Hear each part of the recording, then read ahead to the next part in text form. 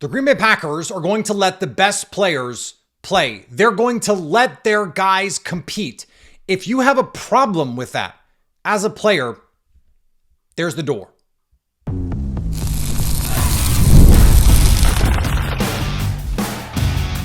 You are Locked On Packers, your daily Green Bay Packers podcast. Part of the Locked On Podcast Network, your team every day.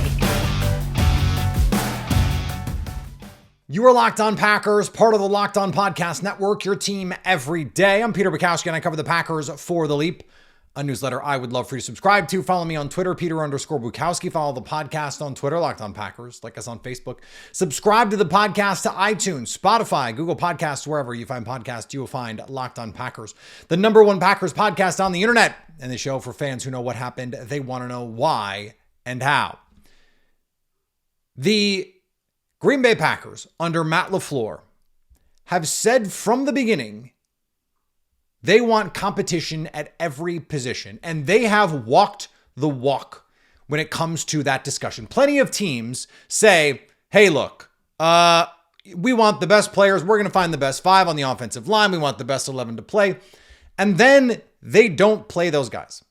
They don't even give them an opportunity to play. And you know, someone better is sitting behind on the bench, or there's a first round pick not even getting an opportunity to play, not even getting some reps, some snaps to prove or to grow and evolve. The Green Bay Packers do not do that. At least not really. There have been some times over the years, of course, where they have, and they've let guys who did, like Eric Stokes is a prime example. Not Quay Walker, he started right away. Edgerrin Cooper, another example where it's like those guys should have been playing sooner. Clearly there was something. And I think in the case of Edgerrin Cooper, we have some pretty good ideas of, and because the coaches said, look, we wanted to make sure he was ready. There were some learning, some study habits, things. They just wanted him a little bit more buttoned up than he was ready to be. And middle of the season, he apparently got that buttoned up or played well enough that they just couldn't not let him play anymore. Sometimes you're just so good that it doesn't matter. Nothing else, none of the like, well, we want him to be professional stuff matters. I had a media friend reach out to me and say, hey, you know, maybe all this stuff about competing and having everyone's role be so unsettled is actually bad for the team. And I thought, what? What are you talking about? This is show business, not show friends. And it's funny because I told them that I was going to do this segment. In fact, I've had it on a little post-it note here since Tuesday. Then the schedule came out and Jason came on, and I wanted to do this since the Jayden Reed thing came out. And this is not about Jayden Reed specifically, because the accounts that we've gotten since then from Jason Vrabel's passing game coordinator has been like, Jayden Reed has been behind Matthew Golden every day in practice, trying to make him better, trying to make sure that he knows what's going on, that he knows what the details are of this. He's been a leader, and he's been a leader from the rip, from the time he was a rookie in 2023. So this is not specifically about Jayden Reed. This is a general point that I wanted to make. That nothing is given. This is true in all walks of life. You have to earn what you have every single day. And if you're not willing to earn it every single day, you're not going to keep it for very long once you have it, or chances are you will not get it in the first place. Now, some people have it handed to them, and some people in some walks of life and some businesses are able to hold on to it through no fault of their own. That's not how the NFL works. And that's not how the Green Bay Packers work. If you're not playing, if you're not performing, the Packers spent a lot of money on Preston Smith. In his second year, in 2020, in COVID, he did not show up in the best shape. And by the middle of the season, yes, they had a first round pick waiting for that spot, but Preston Smith was not performing. They played Rashawn Gary, and by the end of the season, guess what? Preston Smith started performing a little bit better. By 2021, he was back to being Preston Smith and ended up being a veteran that they could count on, who got extended over Zadarius Smith. You have to be willing to compete. And I don't see any downside in doing this, because it's not like they're making Zach Tom compete anymore. He's established himself. They're not making Jordan Love compete anymore. He's established himself. Josh Jacobs doesn't have to worry about Emmanuel Wilson or Marshawn Lloyd taking his reps. Now, they might want to give Marshawn Lloyd some more reps, but it will be under the auspices of trying to keep Josh Jacobs fresh. Not that, hey, this guy might be trying to take your job. That's not what they're doing. If you play well enough, you don't have to worry. So if you're worried, I'm not going to say you're scared to compete, but embrace the competition. Don't worry. Worry a little because you have to compete, but I'm saying rather than using your energy on worrying, use that energy on getting better. Rather than worrying about targets, Romeo Dobbs, worry about catching the football, Dontavian Wicks, Jaden Reed. Yes, this is a little bit receiver-centric, but Keyshawn Nixon wants to be cornerback 1. Well, they signed a guy. He's going to be quarterback 1. Sorry. But if that hurts your feelings, I'm sure there's other teams that you could play for. Like the Packers don't want, and I'm not saying Keyshawn Nixon is like that. I'm just saying if you are going to be like that, any player or any person in all walks of life, if you're going to mope and pout because the team is demanding that you compete, that your boss is insisting that you earn your job every single day through performance, that's a you problem. And my guess is the kind of people who are not worried about that are totally happy. Totally happy with where they're at. They don't care where they're going. Clocking in, clocking out. And there are, by the way, plenty of professional athletes who do that. They'll take their checks. They'll come up. They'll come practice. They'll come play. They'll put their money in the bank. And when they're done, they're done. And I'm not even criticizing that. Plenty of people in all walks of life do that and are wildly happy. In fact, a lot of those people I'm jealous of because I'm like, man, I wish I could just like start work at 9, get off at 5, and not think about work again until 9 a.m. That would be awesome. But that's not the life I chose. That's not the job I chose. And I don't regret that even a little.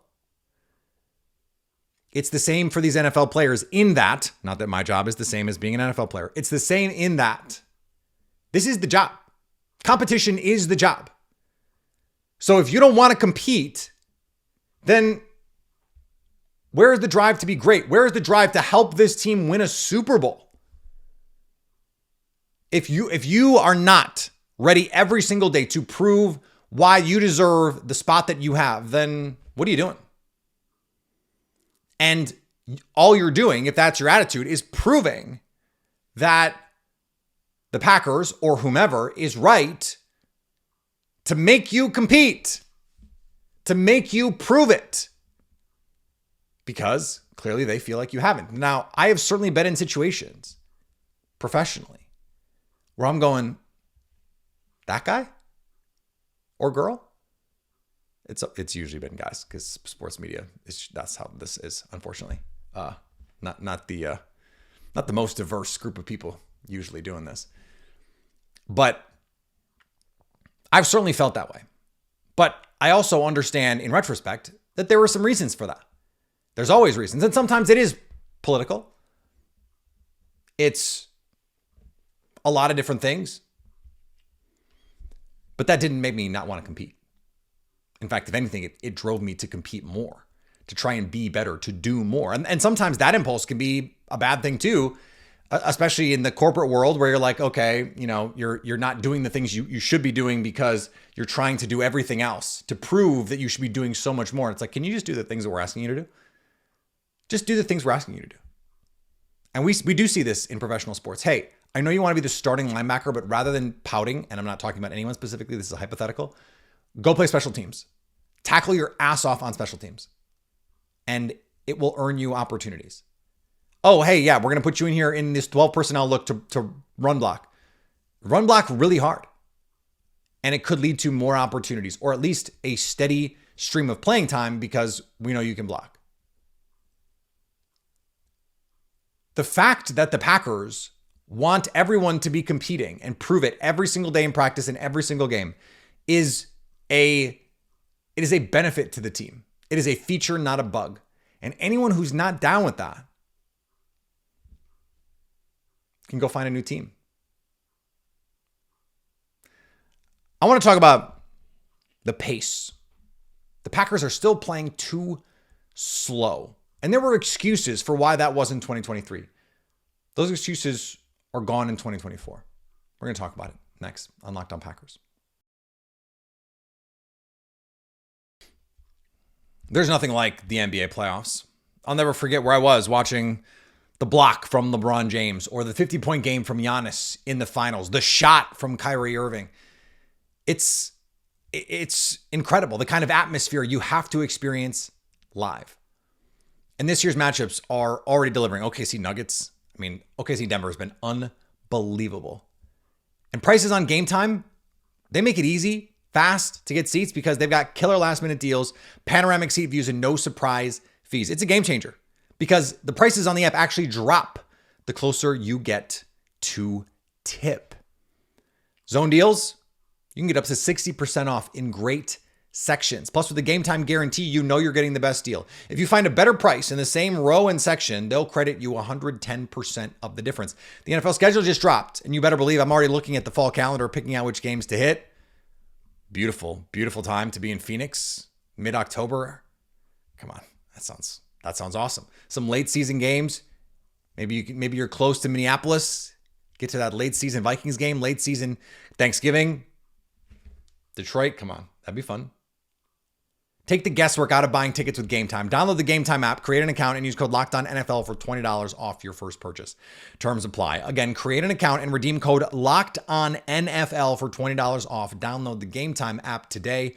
Last minute tickets, the lowest price, guaranteed.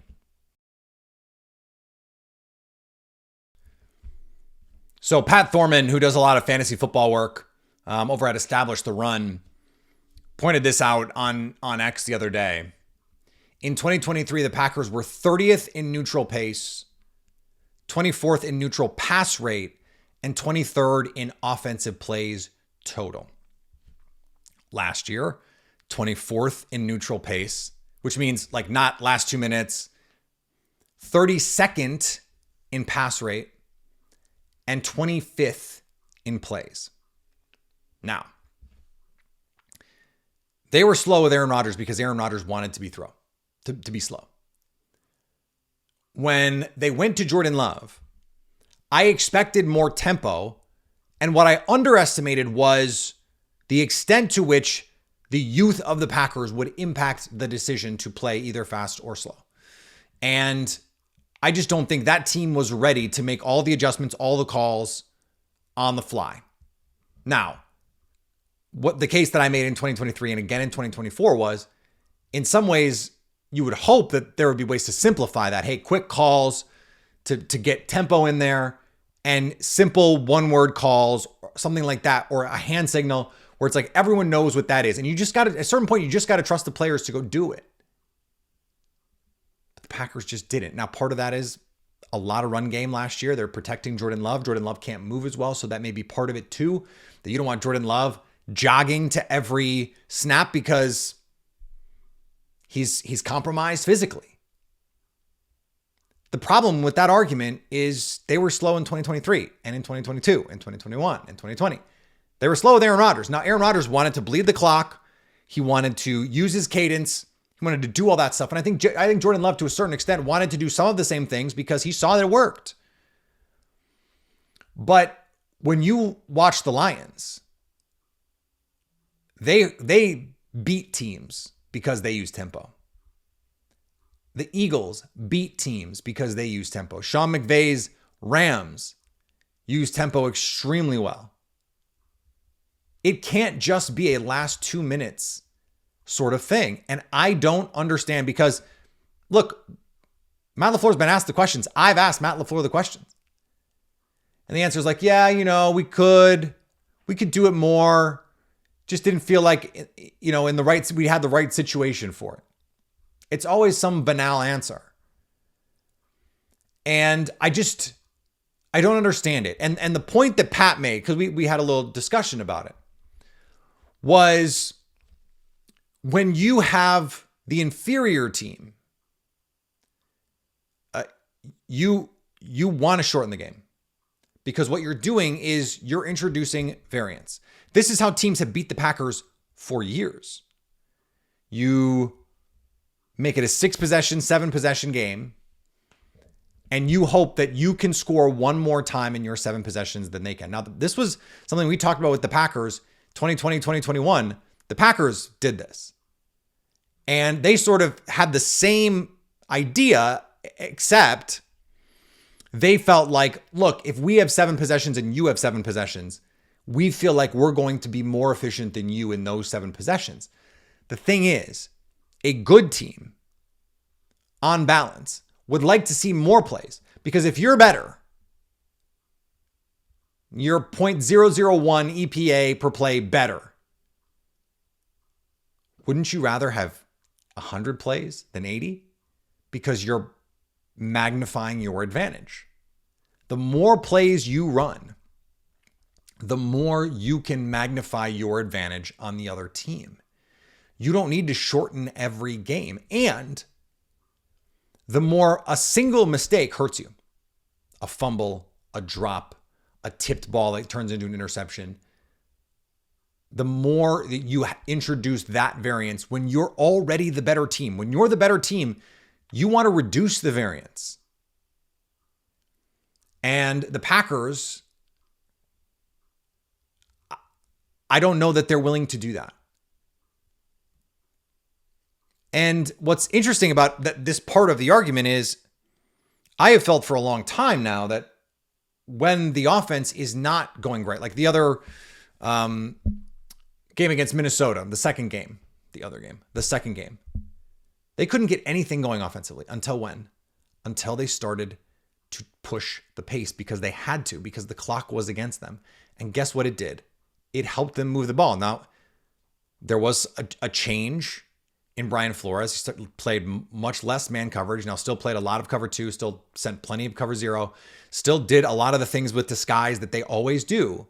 They just played a little less man coverage. And sometimes that's just what teams will do. They will check, to whatever their base coverage is in tempo. Well, for the Vikings, it's not man coverage. It's that 2 high shell that either becomes cover 0, cover 2. So you can dictate terms a little bit more by at the very least changing speeds. You don't have to become a tempo team. But if you can, hey, on the 3rd drive here, no matter what, we're going to go tempo. Just to introduce a little bit of risk and or not a little bit of risk, but a little bit of variation. Especially if you're the better team, you're reducing risk. Because again, if you have 100 plays against a team versus 80, you're more likely over the course of the game. Like everything is playing the odds, right? So the odds say over time, the better teams win more. The better teams on a given play will play better. Well, wouldn't you want more plays, more volume, more opportunity to be the better team? Rather than a shorter distance, because then you have less of an opportunity to show you're the better team. It's like 3-pointers in the NBA playoffs. How many games have we watched that have been decided by shooting variance? Well, if you take 50 out of 100 shots, you have a good chance here, but it would be even better if you could take 120 shots and then take 60 3-pointers, because the chances are you're going to make the math work for you. The more 3-pointers you take, the more shots total you take, the more the math works in your favor. Like, this is just simple. So for the Packers, I would like to see them use their tempo a little bit more. And I mean, even against teams that are quote unquote better than them, because you're forcing the Lions or the Eagles to, and by the way, on their schedule, the Ravens, those are the only 3 teams. We talked about the schedule yesterday. Go listen if you didn't. Those are the only 3 teams where you feel like, I don't know if the Packers are as good as those teams. On their schedule, that's 4 games total. You're going to see the Ravens use some tempo. You're going to see the Lions use some tempo. You're going to see the Eagles use some tempo. If you're not doing it, you are behind. You are behind. And I'm not just saying just in those games. If you think you're as good as those teams, it's less of a sin, I think. But if your offense is struggling, to not have that as a changeup, or at least to not utilize that as a changeup, just makes no sense at all. It's something that is an arrow in their quiver that they have to be able to pull out at a moment when they need it. They didn't need it very often last year. The teams that they beat by and large. Against a team like the Bears, where they're going to be a solid team, but you're better. So give them a little tempo. Try and get to 100 plays. Because over the balance of the game, it will be borne out that you're the better team. Variance then, any single play is inherently worth less if you have a bunch more plays. So it's something that I would like to see the Packers go to. I have not heard any reasonable expectation as to why, or explanation for why they haven't. And I'm not sure that I will. All right, to close it up, we're going to talk about Jordan Love and this perception of him that I don't understand. We'll talk about it next.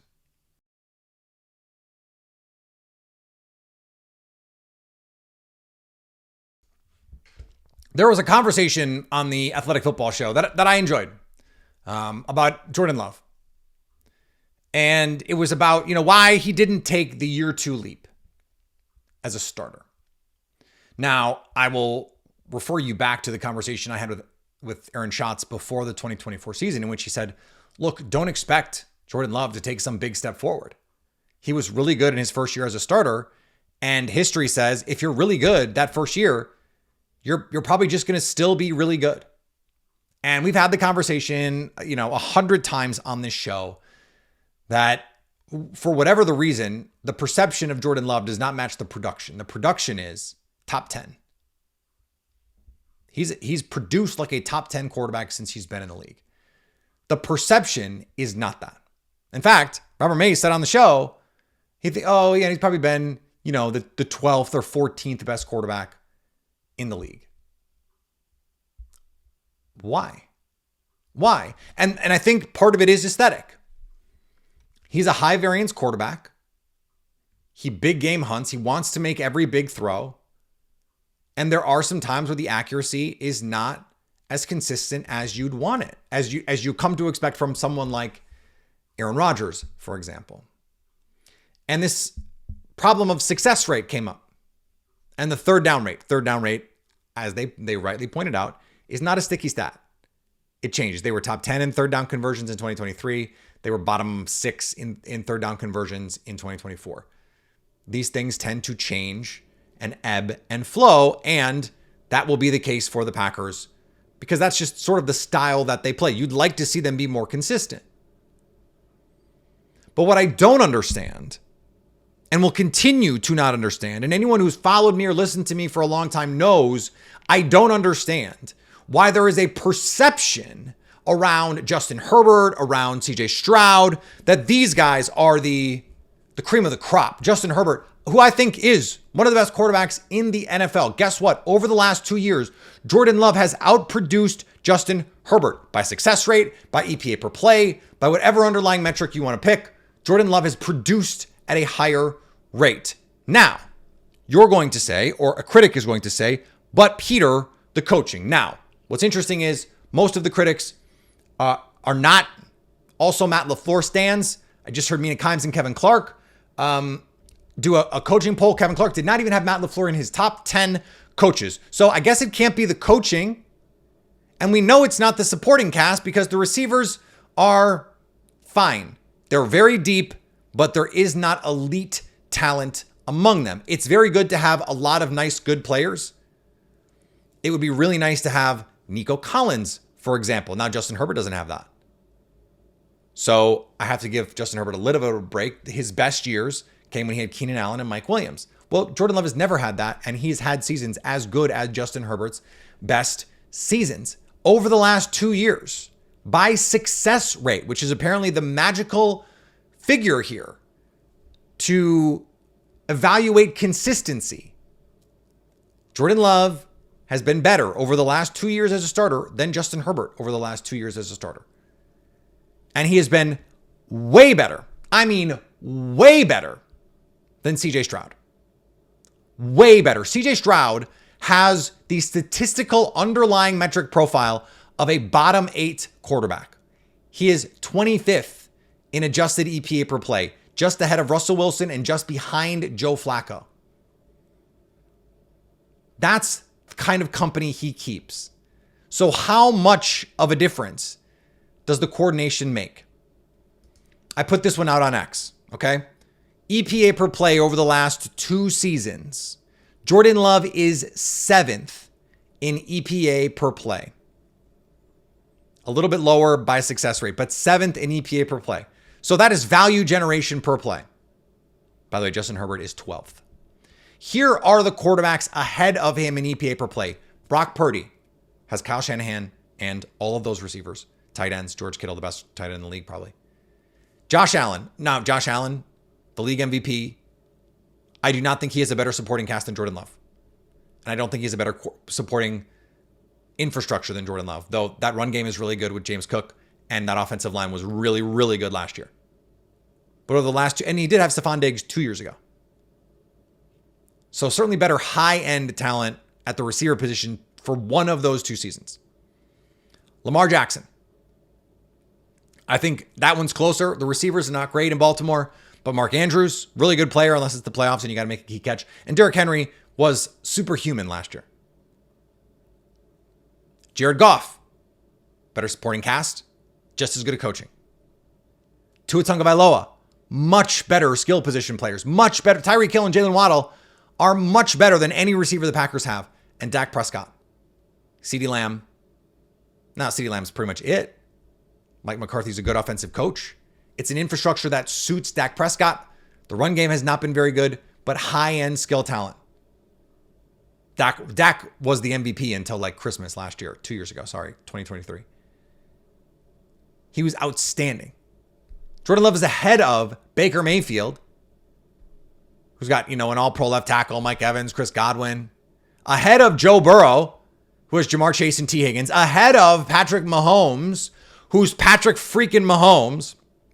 Ahead of Jalen Hurts, who's got A.J. Brown, Saquon Barkley, Devontae Smith, Dallas Goedert, the best offensive line in the league, an offensive coordinator who just got a head coaching job, and then Justin Herbert is 12th. What more does Jordan Love have to do? What is it about him that does not lead the intelligentsia of football Twitter such that you think that that's not an oxymoron, will accept him as a top 10 quarterback because he has produced like a top 10 quarterback in the NFL as a starter? What is it that he is missing? Took the youngest team to the playoffs 2 years in a row. Went from 9 wins to 11 wins. The offense got better, 3rd in DVOA in offense last year. All of his underlying numbers, efficiency numbers, got better. So, what are we talking about? What are we talking about? Why is it just obvious Justin Herbert is so much better than Jordan Love? I'm not saying he's not. I think Justin Herbert is ahead of Jordan Love. But there's a conversation. Justin Herbert's got a bigger arm, no doubt. He's been proving it from day one, no doubt. More years of high-level play over the course of his career, more overall high-level plays. Is his consistency really any less than Jordan Love's? I don't know about that. They have the same exact completion percentage above expectation. And Jordan Love actually throws the ball farther down the field more regularly in terms of air yards per attempt. I don't understand this perception of Jordan Love other than, and again, we've talked about this before, pre-draft priors. People did not like him coming out of college, and so they have just decided he is this bad decision-making, scattershot accuracy quarterback, and that's all he can ever be. Meanwhile, CJ Stroud, who everyone liked, came out and immediately played well, despite the fact that none of the underlying metrics say that he played well. Like after 2 years in the NFL, you would think a guy that everyone seems to agree is a top 10 player at the position, maybe top 12, would be better than like 25th in productivity, even with some bad circumstances around him. He gets to throw to Nico Collins. He gets to throw to Stephon Diggs. He gets to throw to Tank Dell. Now he's going to throw to Jaden Higgins and Jalen Noel. Like, what are the excuses going to be next? I guess we'll find out. All right, back next week. More to come here on Locked On Packers as we roll through the offseason. We'll still be here 5 days a week in May. First week of June, maybe 4 days a week, but we'll see. We'll see where we are. So follow me on all the social media. Peter_Bukowski is the X Machine and the Instagram. You just search it on Blue Sky, you'll find it. Subscribe to the podcast wherever you get podcasts. We'll put the clips out on the socials. You can go and find us there. TikTok if you're into that. Of course, subscribe on our YouTube page. We were live after the schedule release, talking about that. If you missed that, go back and listen, watch, whatever, so you can stay locked on Packers.